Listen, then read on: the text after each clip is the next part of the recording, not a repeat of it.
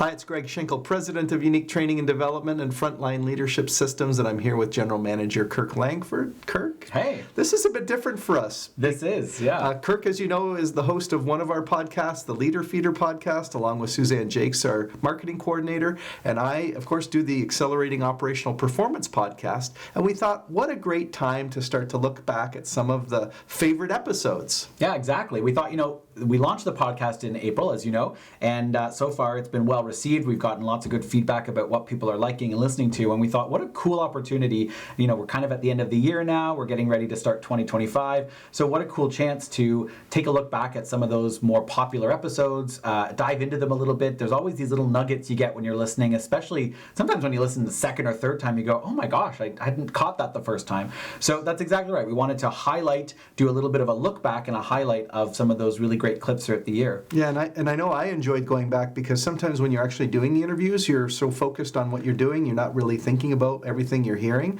And I go back to the very first episode of the Accelerating Operational Performance podcast, right? Yeah, that's right. So we're going to first look at a clip from your interview with Ben Whitney. Maybe you want to remind the audience a little bit about Ben and what your episode was about, and then we can dive into the clip. Yeah, sounds good. So Ben is someone I've known for a long time since he purchased the business from his father.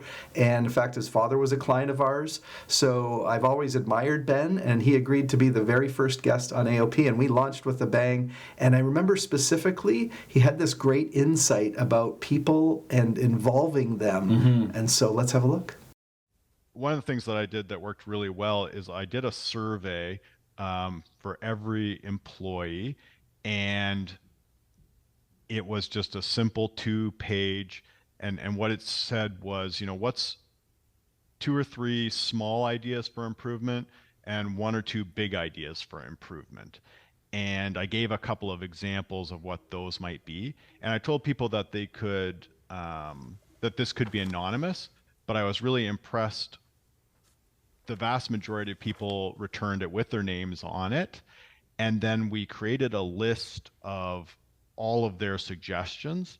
And then we really worked on knocking a bunch of those off.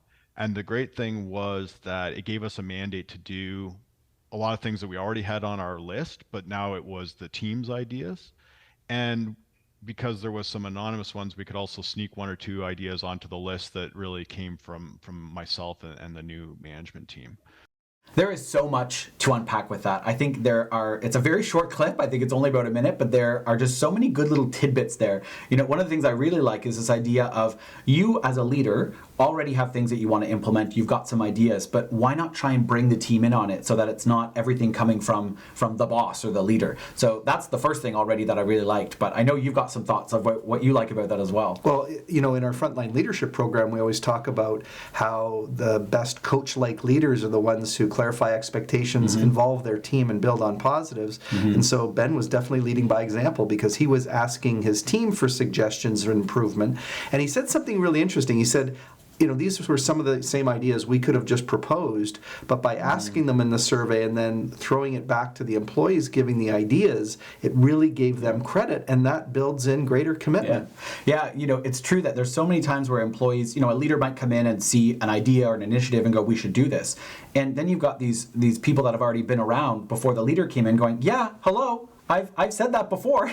This isn't the first time, and sort of feel like no one's listening to them. So what a great way to kind of kill 2 birds with 1 stone, or have a win-win situation, because now the employee's going to go, this is something that I've wanted to be done or wanted to see get done. It's now getting done. And the leader also wanted it, but then like you said, that credit's there. So I think that's just a really cool thing. I also liked his kind of ingenious little, because it was anonymous, you can also have some of your own stuff in there that maybe you wouldn't have put in if it was, hey, everybody put up your hand and share your ideas out loud. So I think there's just a wealth of stuff. Yeah. Now, one cautionary note, because I think sometimes managers think I've got to always implement the ideas that the employees give me. And it didn't have to happen that way. They could choose what they were sharing, or even say that some of the ideas weren't viable. So just because you ask for ideas does not mean you should take bad ideas and implement them. Yeah. You're looking, though, to see if you can cast the net for really good ideas. ideas and suggestions from the people who are closest to the work. Yeah.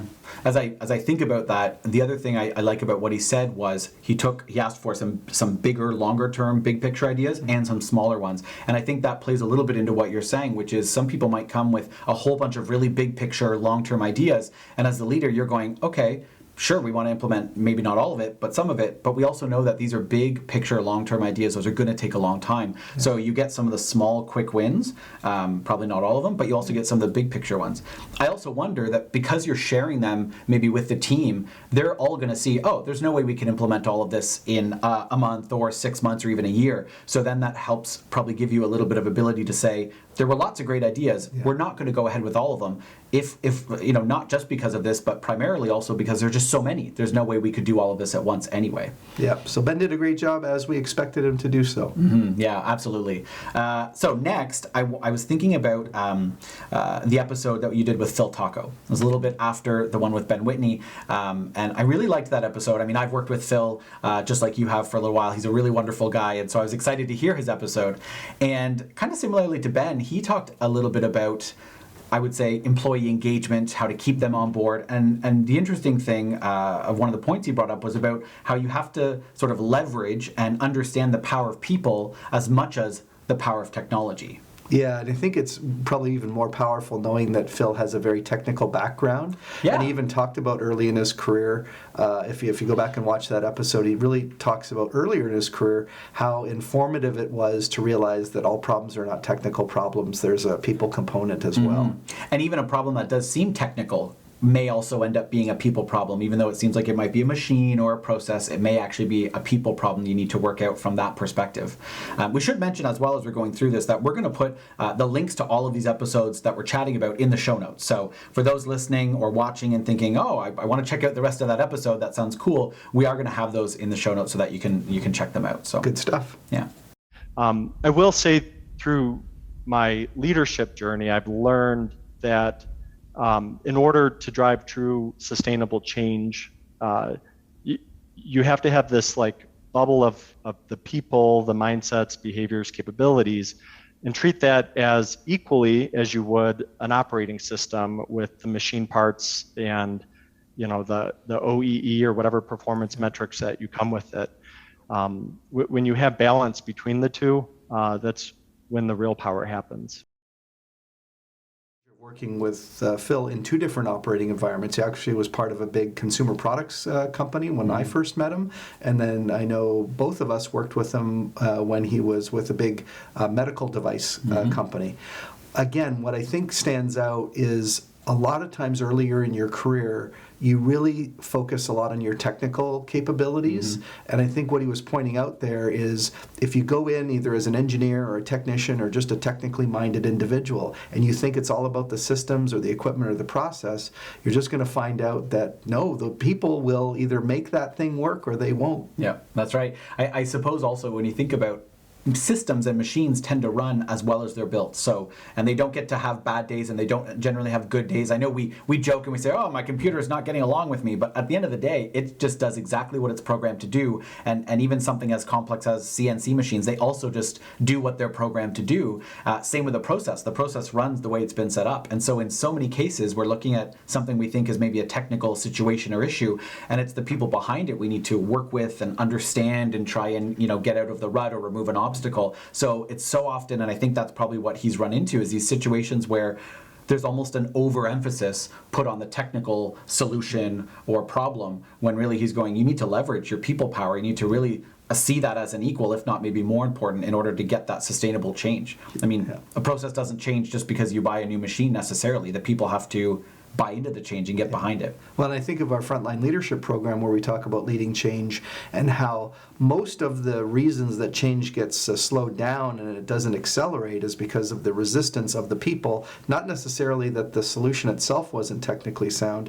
The other thing I'd say is if people who've been watching the Accelerating Operational Performance podcast have noticed, there were several guests who made similar points, and I would just ask people to go back and think about that. Like I'm thinking of other guests saying that, again, it turned out it was just a human error that was causing the problem, or they learned the hard way that even though they were beating their heads against the proverbial wall, it was really because the operators were resisting moving forward. And once they embraced that and learned how to tap into the power of the people, that's what the acceleration of the change really occurred. Yeah.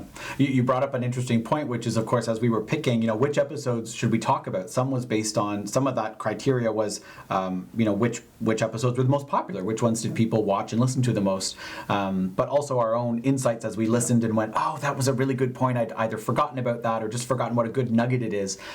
And what's kind of neat is, as you mentioned, so many times when we look back at little nuggets from the episodes, and in particular some of the stuff we picked to share today, it does come back to this idea of people power, the idea of getting your team involved. And I think that's really cool because sometimes leadership can seem so complex, convoluted.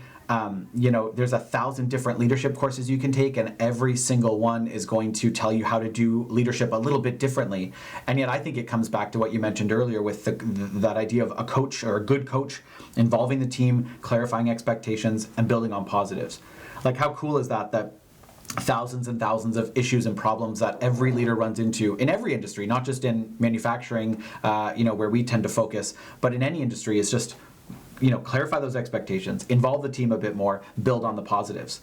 So I think that's what's really neat as we saw that. And with that, I think we should probably talk about our third clip, right? Yeah. Well, I will point out that before we launch into that, that when I think of all the companies who have conversations with us, and I do a lot of those preliminary conversations, and I know you do some too, I would say that the common theme in those is that they've been trying to do things like lean and continuous improvement and increase automation, and they've been stymied in some way because they've learned that if they're frontline leaders who are usually promoted from within based on being good operators and technicians, they just don't know how to tap into the power of the people. And so our guests really, of course, lived that and shared those experiences with us. Absolutely, yeah. And to move on to our next clip, he really gets this idea of understanding people and understanding culture, right? It was your colleague Mike Kerr, who you've worked with for a fair bit, known for a number of years. I love this episode. I mean, all of the episodes are interesting. There's always lots to learn, but this one really just left me with a smile on my face. I actually listened to this one as opposed to watch it because, of course, we have them on YouTube and and on podcast platforms like Spotify and whatnot. But this one I listened to, and I mean, I didn't see you or Mike, but I could hear the smile in your voices, which was kind of cool. And his whole thing is speaking about company culture and the culture of an organization. It's about how and humor is a big thing. And not humor as in always cracking jokes and being the funny guy or the class clown, but humor as in people feeling good about work and having fun and putting a smile on. And not taking yourself too seriously. And not taking yourself seriously. Yeah. And I think Mike did that well. The clip that I was thinking about that I really liked was when he talks about the difference between management and leadership, or being a manager and being a leader. What I like about it so much is that we hear, you could Google what's the difference, and in a lot of ways you'll get quite similar maybe definitions. And I think the way he puts it is kind of clever. It's funny, and so it made me laugh. Yeah. So one thing to know about Mike Kerr is, and you'll see this in our guest selection in the AOP podcast, it's really a combination of, there's a lot of people we've done work with. Mike is just somebody I've known through the Canadian Association of Professional Speakers. There's no doubt if you listen to the episode and see Mike, he is a Hall of Fame speaker, and you can see why, and a lot of people really connected with his message. Yeah. There's a fundamental difference between being a manager and being a leader. I think it's difficult to lead paperwork or to lead a timesheet, right? That's the stuff of management, all the stuff you're doing, all the bureaucracy, the filing, the paperwork, all that kind of stuff is management. When it comes to leadership, though, that's about energizing, interacting with your people. I don't know how many of you out there who are married have tried to manage your spouse. It's a really effective way to find out how comfortable your couch is. All right, so I love that clip. Again, it's one of those short clips, but there's just so much. You can't lead paperwork. When have you ever led paperwork? Just that example. Again, you can Google what is the difference between management and leadership, and you get all of these convoluted, maybe complex definitions that are trying to find the perfect. And he just says it. Can you how often do you lead paperwork? Yeah. And I just went, huh. That's it, right there. You lead people, you don't lead paperwork. Well, what struck me from it as I think about it, and you know that in the Frontline Leadership Program, we have this leadership style section. We talk about autocratic leaders, coach type leaders, and there's a leader type called the conformist, which is really fixated on like policies and procedures and checklists, right? And what we say in the course is that person often uses those things as a shield. But one thing you could take from what Mike Kerr said is that a leader who is overly fixated even on all the bureaucratic elements of their job, which still have to get done, I think it takes away from their time to really make a difference from a leadership perspective on people. Yeah. Well, and he says in that clip, you're exactly right, and he says, you want to engage and excite people and involve people, and if you're spending all of your time trying to lead paperwork and lead tasks, so it's sort of like you manage tasks and you lead people, and if you're spending all of your time managing tasks, when do you have time to lead and engage and excite and invigorate your people? Yeah. You don't. So a more complicated topic around this is I see a lot of companies struggling with they've burdened their people with a lot of tasks, and then they wonder why they're not creating a culture of engagement and being more personable. And you just look at their to-do list or their agenda for the day, and they've got either too many meetings that they're a part of, or there's just too much paperwork. Every division or department in the company is asking the frontline leader to do something with that, or report to them. And then we wonder why they're not building these kind of relationships that bring excellence in the work team. No, absolutely. So it's about being able to empower and delegate when possible. I think it's about maybe asking yourself, depending on how much control you have over your schedule, do I have too many meetings? And also, interestingly, you mentioned meetings, but meetings can be an interesting time to lead people. So are you using those meetings to shuffle administrative tasks and just get the work done? Or are you using meetings to reinvigorate and excite your team by talking about shared goals, by getting their opinions and buy-in and engaging them? Or just to get alignment. Now with Mike Kerr, we had actually this problem. That was one of our clips that we really wanted to highlight. And by the way, I hate to use the word favorite because that's like saying who's your favorite child. But we had to highlight one other thing that just caught both of our attentions, right? Yeah, absolutely. I think everyone, especially this day and age, has to think of themselves first and foremost as a culture leader. For the simple fact that we know no matter what organization you're in, what industry you're in, what business you're in, how big or small your organization is, culture is the number one driver of success. It is your number one competitive advantage. It affects absolutely every aspect of how your business operates. It affects how happy your employees are and therefore how productive they are and how present they are at work. It affects employee turnover rates, how well you can attract great employees. It affects the stress levels and resiliency in your workplace, how well your employees communicate with one another and work in teams effectively. It affects your customer service and your customer experience. I mean, every aspect of your organization is affected by culture. Culture is your number one driver of success. Culture is your competitive advantage. I think that line is just so powerful and really puts a hold on, when you are a culture leader, like he says, you're always thinking about what can you do to improve the culture and knowing it's your competitive advantage. And he goes on to say how many things it impacts, turnover, engagement, all of these things. That's pretty powerful. It is, and I think that sometimes leaders at the supervisor level or sometimes in middle management think that culture is something that the senior executives or the really top executives in the company, if it's a big company, are in charge of. But people probably don't realize that you actually create a subculture in your team. So even if, because sometimes leaders will complain, the overall culture here kind of isn't as good as it could be. And the question is, what are you doing to make the subculture of your group better? Because I ask people in our classes sometimes, we'll say, is there just one culture? Is it possible that an employee's experience in one department or one shift might be quite different from what it is in another shift or another department? And they say, yes, there is a difference. Well, you know what that makes me think of, Greg? I mean, you're exactly right that this idea that culture is handed down by the higher ups or senior management and operations management, and that everybody's just going to follow the same culture. I mean, we all live in a country, and that country is split up into different states or provinces, and then that's split up into different municipalities. And I mean, there's a reason people move from one place to another because they go, well, life is better in that place, or people like it more, or I like it more. If culture was truly just this thing that's sort of handed down from the higher ups, wouldn't we all kind of feel the same no matter what town or province or state or city we lived in? And yet that's not the case, because you're right, there's these subcultures that get created, whether it's in a workplace or in a city. We have these subcultures, and we're creating that every day with our interactions and the things we do as a leader or don't do. So I totally agree that maybe you can't necessarily change the words on the wall, and you can't set different mission, visions, and values of our organization. But I absolutely think you can affect the culture. Yeah. And since you brought up words on the wall, the last comment I'll make on that is to recognize that a lot of companies have posters where they talk about what they value.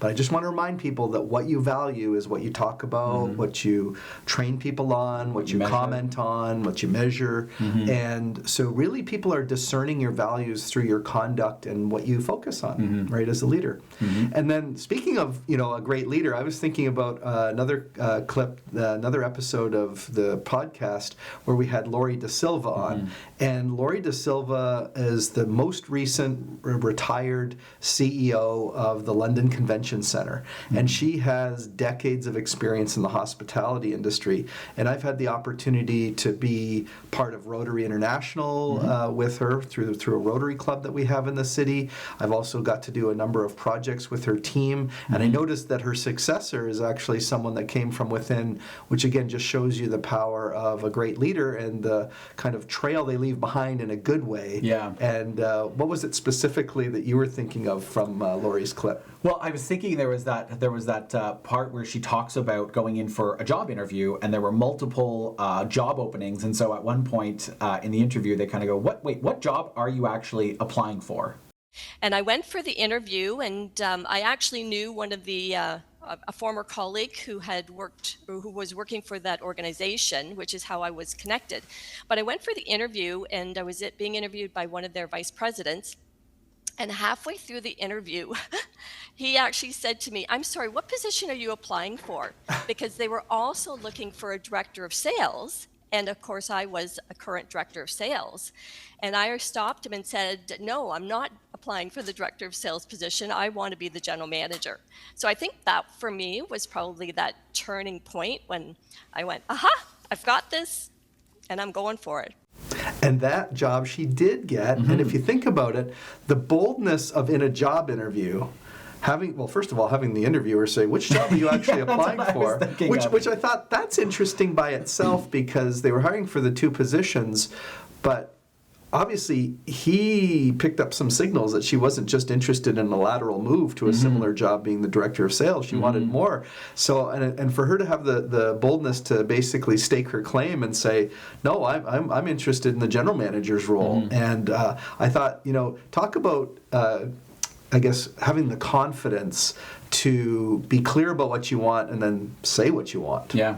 Well, it's funny because we've talked a couple times now about part of being a good leader and a coach is clarifying expectations. And here, before she got the job, she was essentially already clarifying expectations by saying, no, I'm definitely here for this other job. When I suppose, had she wanted to play it safe, getting asked a question like that, you could go, oh, maybe I'm sending signals that I just want to be the director of sales because that's where I'm coming from. That's where my experience is. But like you said, she took this bold step to say, no, I'm not here for that. I want something more. Most of us probably would go, well, I'd accept either job, right? But no, she made it clear what she wanted. And I just think that talk about demonstrating probably what they were looking for anyway in somebody who would become a general manager. Yeah. Not that you want an autocratic person, but you want somebody bold enough to be decisive once they see all the information to just make the right decision. Yeah, because if you go back to that coach, it's not. Yes, it's involving the team and clarifying expectations, but another thing the coach does well is they stay on track and they still get results through their people. So you still have to have this drive and ambition. It's not always about coddling or always kind of only thinking of the team. It's really about getting results through the team. So I think, like you said, it's not autocratic to still be driven, to be ambitious, and to kind of know what you're after and know what the goal is. Yeah, and because I've known Lori Lori for so long, I saw the way that she would treat her team as their leader, because after she got that job that she's talking about, then came up the job to be part of the London Convention Centre, which is now RBC Place London, a very large regional conference and convention centre. Yeah. And what I see is every time that the organization faced a challenging time, if you go back and watch the entire episode, she also talks about, what COVID did to the convention business and how they responded to that, but also just that she always nourished and helped her team grow and develop for their own capabilities and confidence. And as a result, in a business that has a lot of turnover, she always engendered a very high level of retention, which I think, again, speaks to the power of leadership. The other comment I'd make is that, and it came up even recently in our business, where I think people underestimate how a leader affects the health and well-being of the people who report to that leader. If you've ever had a bad boss, you know the stress that comes with it and how that affects you outside of work. At the same time, when you have a pretty good, supportive boss, it generally makes you feel healthier. You're not as stressed out. Yeah. Well, I mean, we say that stress is, I think they say sitting and stress are the silent killers, right? And stress impacts so many other areas of your physical health, your mental health. And so I think you're right. There's that sort of old idea that, drop your emotional baggage at the door when you show up at work each day. We know that that's not true. We know that you can't do that. And the same thing happens the other way around. It's not like if you're really stressed at work and like you said, your boss makes you feel terrible and makes you feel either insecure or, not satisfactory enough or whatever. You don't go home and walk in the door and everything's great. It doesn't matter. You're going to take that baggage back. So you're right. A good boss, a good leader has impacts both in your work day, but also when you get home and you can have a more probably fulfilling, stress-free life. If you've got a busy to-do list, I think the mistake you make is you think that people are machines, and they're not. They're human beings, and they're mostly emotionally driven, not logically driven. And so if you don't tend to those emotional needs, you're probably going to be seeing subpar performance and results. And Lori definitely demonstrated that. I know it's something that we try to propagate and teach through our programs as well. Yeah. I think it was Mike Kerr in his episode that he mentioned something about, you're a good leader whether people are more excited whether you enter the room or whether you leave the room. And it makes me think of Lori because, of course, as you mentioned, Lori recently retired. And, when we had a meeting with them about a program we were doing, there wasn't excitement about her leaving. There were people going, we're going to miss her a lot. And I think that's a great sign for her to show that clearly you are valued, you're a well-liked leader, because people are not waiting to shut the door behind you. They're kind of going, any chance you might want to stay a little longer? And you're the one saying, hey, folks, I've been a good leader, yes, but you folks can do this. You can handle this. You've got the skills and the abilities and the know-how to do this without me. And I think that takes a lot to be the kind of leader that doesn't sort of take their success with them out the door, that says, no, I want to make sure that I'm leaving you in good hands, because it wasn't all about me and sort of my perfect leadership style. It was actually about what we accomplished as a team, and you'll continue to function once I'm gone. Yeah, and that reminds me of one of the main objectives in our program, right? When we first launched our frontline leadership course, we talk about there's really three objectives. One, help you be a better leader with a little less stress, build your confidence and your capability. We talk about improving the business. But the third one is, what kind of legacy are you going to leave behind in terms of your impact on people? And I think too many leaders, again, think compartmentalization. It's just the job and getting the work tasks done. And you don't know that either in a positive way or potentially in a negative way, you're going to have a lasting impression on people. Or maybe worse, you're going to be totally forgettable. And you're interchangeable with the mass of all the other supervisors and managers they worked for. So I just think that, once you get past the, mastering of the basic job tasks, we're all called to think a little bit bigger as far as the impact that we're having on society at large, but also the people that are put under our leadership. Yeah. And, to kind of round things out, you mentioned about thinking about what your impact is. I think what's cool is that every guest you've had on the podcast so far, on the AOP podcast, and especially these four that we've just heard from and talked about, they've thought about that. They've thought about what do they want their impact to be? And so whether it was, in the case of a few of them staying in kind of the workforce where they were and having a positive role, or others where they decided to leave what they were doing to make a bigger impact in the world, they've thought about that. They've had the awareness to go, I want it to be different. I want it to be better. And look at the legacy that they've all created thanks to that. Yeah, I mean, again, just another demonstrated value of the guests' perspectives, which are just totally amazing. And so, that is bringing us to the end of our little wrap up and look back over all the episodes. But when I think of the Accelerating Operational Performance podcast, it is very difficult to choose just one episode over any others. We've got a bunch of guests lined up going into the future. It's one of the highlights of my job is to do those interviews. And so if you're not currently a subscriber, remember you can do that on almost any podcasting platform. And you can also, if you're curious, you can watch it on video on YouTube. So look forward to seeing you in the future Accelerating Operational Performance podcast. Thanks, Kirk.